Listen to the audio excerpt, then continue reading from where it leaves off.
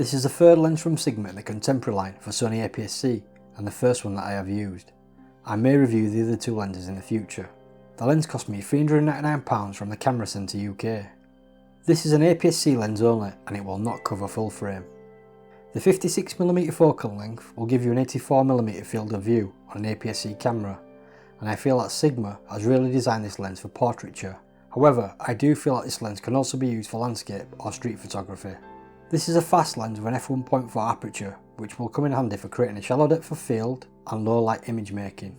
This lens does not have image stabilisation, so perhaps a tripod is a good workaround. The Sony a6500 has in-body image stabilisation, so it will be a good pairing with this lens.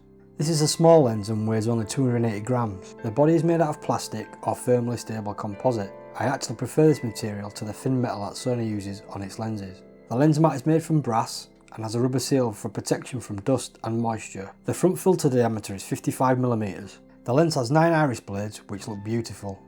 A lovely plastic lens hood is also included. As with all Sigma's global vision lenses, this is a very attractive lens and I really do like the size and weight. This is a focus by wire lens and is not ideal for video, but manual focusing is not really an issue. The large rubber focus ring turns smoothly and I do like the way it feels. The lens suffers from severe breathing, which I find really distracting when filming in autofocus continuous. The autofocus works as well as any native Sony lens. I hear no sound from the focus motor when working in the field. So how good are the optics in this lens? At f1.4, the lens is sharp in the centre with good contrast. The sharpness continues into the corners and only the extreme edges are soft. Stop down to f2 and the edges sharpen up. The middle of the image shows further sharpness. At f2.8, the centre sharpness increases further. The corners now look great. The lens stays as sharp until f8. At f11, the lens gets softer from the effects of diffraction. This is a great performance from Sigma, but how is the distortion and vignetting? With in-camera corrections turned off, we can see a big problem with pincushion distortion. Vignetting is also a problem at f1.4. Stop down to f2 for brighter corners, and at f2.8 the vignetting is now gone. So now we know why this is not a Sigma art lens. The pincushion distortion is terrible. You will need to use in-camera corrections with this lens.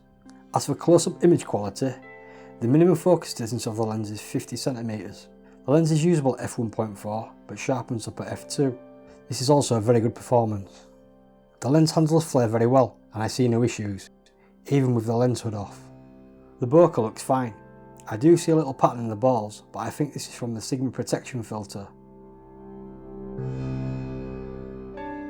The out of focus background looks smooth to my eyes. So to conclude, as long as you have in-camera corrections turned on, this is another great optic from Sigma. I like the size, weight and build quality.